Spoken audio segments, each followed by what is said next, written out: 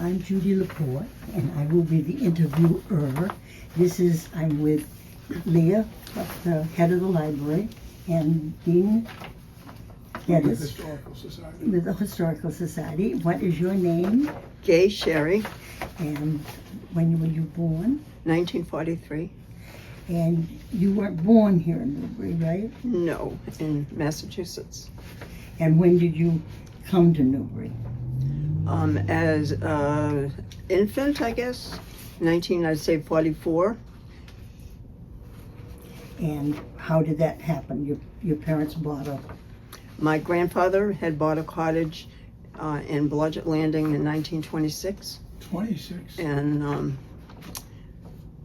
I guess when my mother and dad were at the cottage and I was a brand new baby, then that was my entrance into Blodgett Landing. And what was your grandfather's name? George Smith. And he had the cottage obviously a long time. Yes, he then gave it to my mother and my dad when they got married. And then they sold it. Do you have siblings? Yes. I have my youngest brother, who's 13 years younger than me, lives in Blodgett Landing full time, and he does boat work and restores wooden boats and puts boats in the water, takes them out, and fixes them. And does he still do that? Yes. And what is his name? His name is Peter Rogers. And my other brother is 6 years younger than me, and his name is Raymond Rogers, and he lives in Newbury, Mass. Does he come up here to Blodgett? Not often. Not often. No. What are some of the special memories about Blodgett that you have? Oh boy, I can repeat this. I was asked by John Greenwood to, on his website, to put my own memories of Blodgett. Should I read it? Sure. Okay. Sure. All right. Glasses.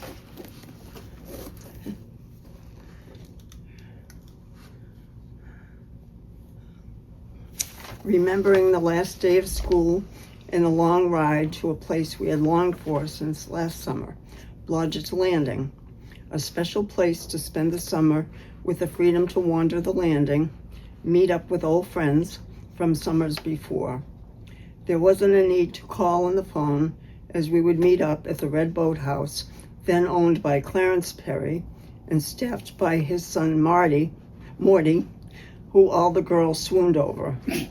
Top on our list of fun was swimming, boating, and water skiing. Our mothers didn't have to drive us anywhere for entertainment because we had everything we needed right here, our friends in the lake. Money was only needed for the pinball machines, candy and ice cream at the store. At one time we had 2 stores on Washington Street.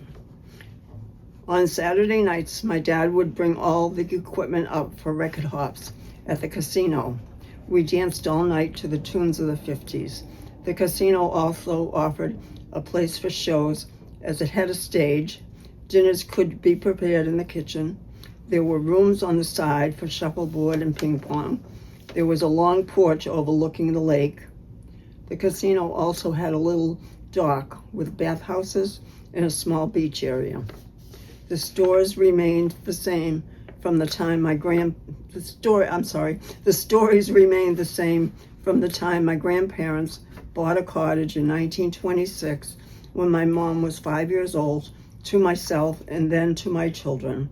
My mom has related stories to me of the 30s and 40s, how the big bands played here and they danced at Birch Grove.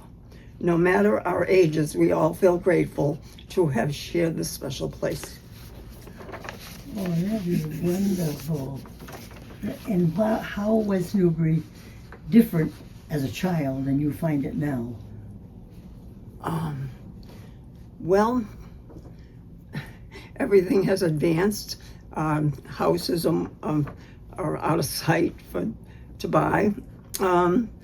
Blodgett's Landing, actually, my children and my grandchildren come up often, and they read this that I just read to you, and they said it hasn't changed. So. Oh, that's nice to know. But both stores are gone. That's true. And the casino is gone. That's true. I know. But the Red Boathouse is still there. That's correct. Yep. Yeah. Where did you and your family shop? Did you bring your stuff with you, or? Yes, the Crescenti's. I don't know when that started, Crescenti's, the grocery store. But I remember my aunts and my mother taking us to Newport and Claremont, and we hated to go. And they would shop there, so. But you didn't want to be bothered to leave the lake. No, God no, especially in a hot summer day. Did they ever shop down here at the, what is now Bubba's? I remember we hung out with Carl Lassen. It was Lassen's owned it at the time. And I remember going in there, and I think they had a counter and groceries. The 2 levels are still there. Yeah. Did Joe DiGilio deliver into Blodgett's? Yes. Did he come to your home? Right by, yeah. He used to stop. He used to stop? Yeah. And your parents would Yeah, buy and- vegetables from him? Yeah, and Leach was the rubbish man. Ah. I don't know if you remember him. No, Leach is a very old name here in Newbury. Yeah. Tom, So- was it Tom Leach? Or Yes, was it- I believe so. Oh, yeah. I couldn't remember the first name, but I think that's correct. Yeah. And my brother, Ray, used to love to ride and collect the rubbish. Sure. The garbage man. He'd see him coming and get all excited. Yeah. Now, did Joe's father ever deliver, or was it always Joe? Oh, we're talking about DiGilio now? Joe now, yeah. Okay. I wouldn't probably remember You that don't far remember back. that, so it was Joe, yeah. Yeah. And are the special people that you remember that contributed to life in the community? Obviously, them. Yeah. The people that owned the store, Louise and Al, and And then you said it was your father that brought up the music for the, yeah, so he contributed. record hops, yeah. That And was- my mom has a lot of different memories because of the time, different time frame. Yeah. Different music. Hmm? Different music, too. Yes, big band music, and I think they did a lot of plays. There were a lot of actors in Blodgett Landing when Will Cressy and Blanche Deane, and of course I wouldn't have known them, but We went to a lot of dances there. Wayne you must remember. Yeah, I do. I Yeah. loved the casino. Yeah, Heartbreak when yeah. they gave it up. Oh, I know. Then you probably didn't have much formal recreation because you didn't need it, right? We didn't need it. We didn't need a thing. Were you very sorry to see the stores go out to leave? Yeah. Yes. It was just walk down the street if you needed some item Yeah. that you didn't have, just a short walk, and there was a store. The other store, I remember, that went out long before the one that was closest to us. I can't remember. They didn't have names, I don't think. Anyhow, the other one, whether it burned down or I'm not sure what happened to it, but they served breakfast and things like that. Oh, yeah. So Well, then, of course, the Albro boys, when they had the store, they weren't the last ones to have it, but they used to have clam boats and things. yeah. Yeah, we used to. No, see, I don't remember them at all. You don't remember Cliff and No. Eddie Albro? No. They were right before the very last people with the judge. Icapino? Icapino said it. Oh, okay. There's about a 10-year time frame that I didn't come up very often. Wow. So, That probably was. Yeah. time frame, yeah. yeah. And did you go dancing? I don't have to ask that. Oh, of course. I loved it. Were you a member of any organizations like the Grange or the Eastern Star? No. I was not. And tell us about the home that you lived in. The cottage. Yeah, the cottage. It just sold for $600,000. Of course, it didn't look like that then, but Yeah. the people my mother and father sold it to didn't come up and just left it, and probably was, taxes were owed on it eventually, and so Elliot Hansen, who's a realtor, Yeah. he bought it after years that it just sat there, and he took years to restore it, and it's a lovely cottage now. Just Why did your parents sell it? They were. Well, because my dad was building, he bought land way down, a little bit down Pine Street, and he built a cottage himself. So Oh. that's what they did. And that got sold. Did you have your own room in the cottage? Yes. Originally? Yeah. So it was big enough, huh? Oh, the first one, the first one you mean, that Yeah. just sold? Yeah. As I remember, that it was, when I was a child, it was, it was old, Oh. and the walls didn't go all the way up. Right. Yeah, and there was an upstairs, and my room was in the front, so my parents would have been in the other room, and probably when one of my brothers came along, time-wise, I can't remember.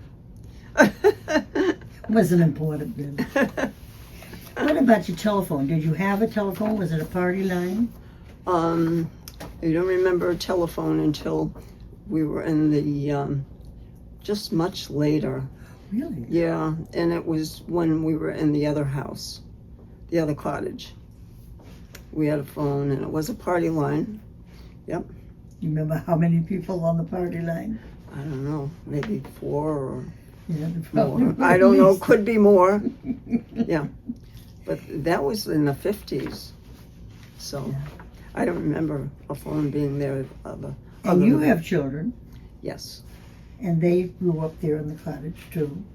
Oh, yes, How many children do you have? Tell us 2. about them. 2. My daughter, Carolyn, is 47, maybe. And my son, Christopher, he is probably 52. And they both loved Blodgett Landing just as I did. Do they ever come up now? Yes, they do. They visit, but not frequently, but when they're able to. Did you feel free to just let them roam in Oh, Blodgett? absolutely. It's wonderful. And the cars were probably going slower then, so you didn't even have to worry about Oh, traffic, yeah. did you? People still walk in the middle of the street. Nobody goes very fast. Did you have a sense of Newbury or Blodgett as a unique place? Oh, definitely. Yep. I have allergies, so my drops in my eyes. I'm sorry. What were the mountain and the lake like then? Have they changed? The lake, I'm sorry, how did you say? What were the mountain and the lake like? Have they changed? Not where I am. The lake hasn't that much. Of course, the mountain, you remember before the ski area was in, right? Right, but I did ski there when I became, with my second husband, we became permanent residents in Newbury. Let's see, how many years ago was that? 20 years ago. Oh my. And we skied at the mountain, yeah. We'd have weekday passes, avoid the crowds. Yes, yes, and they're a lot cheaper. Did you ski? Oh, yes, yeah. How have the roads changed? Well, of course, back in my grandfather's day, they were all dirt roads. Probably even 103A would have been dirt then, right? And certainly Blodgett's would have been. Yeah, but I think compared to other places, they keep the roads up pretty well here, especially in Blodgett's. Yeah. I do too, I think so. We had a boardwalk also. Oh, I remember pictures of that. The Oh, boardwalk. I remember those. You remember the Oh, boardwalk? yeah, there Do were, ya? some of the original gazebos Yeah. are still standing, if you look carefully along the shoreline, Yeah, but the boardwalk gone. yeah, there was a little bit left. Yeah. Yeah. By the boathouses, I remember. But it was, instead of wooden, it was kind of like iron or something like that. Yeah. So it changed, apparently. What makes living in Newbury and Lake Sunapee special to you today as you think back on your life here? Well, it's a small community, and everybody knows everybody. It's very nice. You know, And it's the a people it's a in- beautiful area. And the Absolutely people in beautiful. Blodgett's are very friendly, aren't they? Oh, absolutely.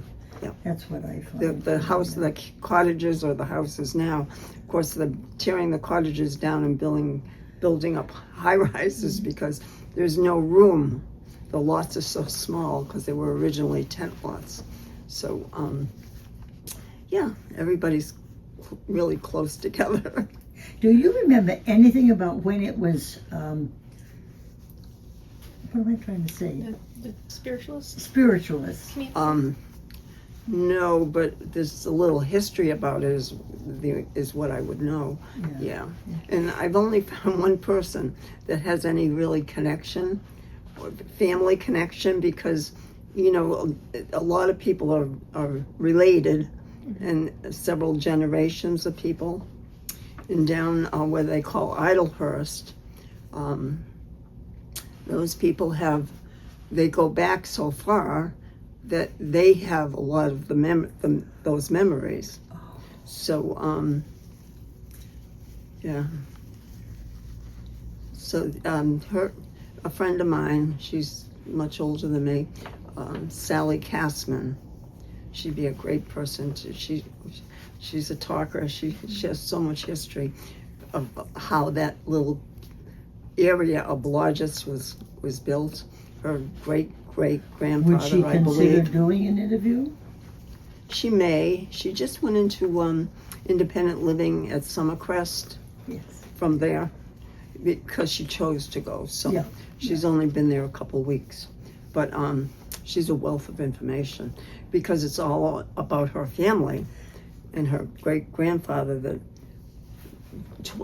bought the land from Blodgett and took down all the trees and sent them over to the harbor, and then brought them, when they were all cut to make houses, he brought the logs or the lumber, I guess, back over the ice in the wintertime and built the cottages in that little section. Yeah. So she's quite interesting. Now, did you ever know the Watsos? No, Indian? but my mom did, I think. Yeah. My mom did. I might have known them as a child, but not really. Yeah. Do you know what I mean? Maybe by sight. Yeah. Yeah. So to get back to that other question, Sally, the person I just told you about with all the history, her mother, or no, I think it was her grandmother, was interested. They lived in Cambridge, Mass, and her grandmother was interested in the spiritualists, and that's why they came here. She's the only person that I've ever met or talked to or talked about that really has someone in their history that came because of the spiritualists. but she didn't want to be in that landing where everybody was so close together. So that's why they built Idlehurst. So. And do you remember anything that your grandparents or parents, like stories told about before you were in the old days? They were all wild. Those are the stories. That's all I'll say. They had a whooping good time. So you figured they were honest, just wild. Yeah. Oh, that's interesting. And you don't remember before electricity was in Blodgett's, do you? No. Absolutely not. What about any local traditions or gatherings that are important or memorable? Oh, well, let's see.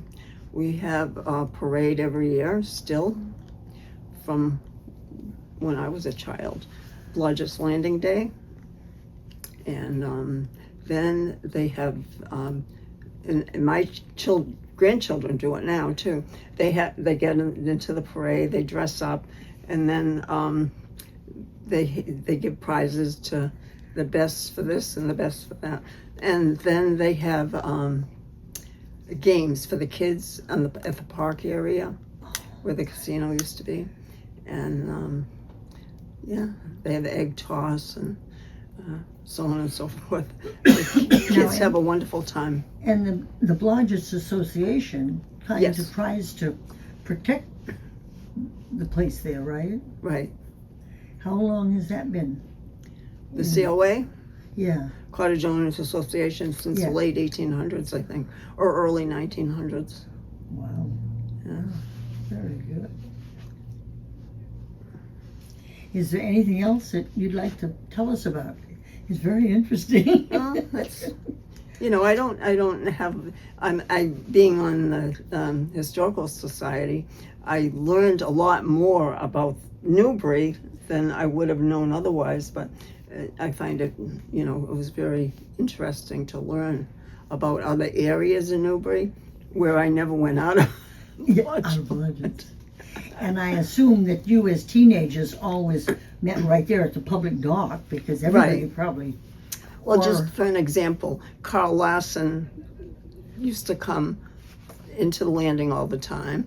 There were people from Newport that came in all the time. Yeah, so... Yeah, I remember Carl. We had a lot of fun. And what would you say about life in Newbury to future generations that are growing up here or going to grow up here? Don't change it. Of course, that everything changes, so you can't avoid it. Anything else you'd like to tell us? Any questions from you guys? Yeah, I have one. It's regarding the tour boat that used to go around the lake. Did it make regular stops in the summertime at Blodgett's? It was used as a mail boat at one time. It was the mail boat, yeah? Yeah. Is that what you're talking about? No, I was talking about McGrath's scenic tour boat, Yeah, I think all I remember is a mail boat. Yeah. I'm trying to think when McGrath started. I think he didn't start till about maybe the late 50s or early 60s. You're right. Late 50s. Yeah, that's right. But the mail boats were beautiful. Yeah. Absolutely beautiful boats. And of course the steamships always stopped at Blodgett's. They were long gone before Gay got Oh there. yes, long gone. When did the mailboats stop? The what? When did the mailboats stop running? That's a good question. The Osborns had the contract to deliver the mail around because there was a summer post office at Blodgett's. We had. I was just remembering that. Yeah. I didn't mention that. Yeah. The post office. And so you do remember the post office being Oh, there? absolutely. Box 15. Yeah. Oh. I used to go down and get the mail. Yeah, and so there was a post office in Blodgett's. There was one at the traffic circle. Right. And there was one in Yes. South Newbury. Yes. When did it centralize to? All of them didn't stop at the same time. Yeah, and was there one at? The trading post. Oh yes. Oh So yes, that's been there. It was the anchor right off the Right. restaurant. Yeah. so when when did it all centralize? When did they give up first? Which one? Probably Perkins. Yeah, Mount Sunapee Yeah. Yeah. I Yeah, think I would Blodgett's was the last one, I was believe. the last one. Okay. they I gave believe up. so, because that was in the Yeah. 70s, I think. Okay. And then South It was- Newbury and then Blodgett's, and they all, Because I know we still see sometimes people using the Yes. South Newbury. Or the Yes. Mount Sunapee PO. Yeah. yeah, Yeah. yeah. Yeah, when our post office stopped, the mail was confusing because first they sent it to New London, and then eventually Newbury Right. here, I believe. Yeah, I think so. And that's all I remember. Interesting. Okay. Well, thank you. Thank you. Okay, that was terrific. Well, I did the best I could.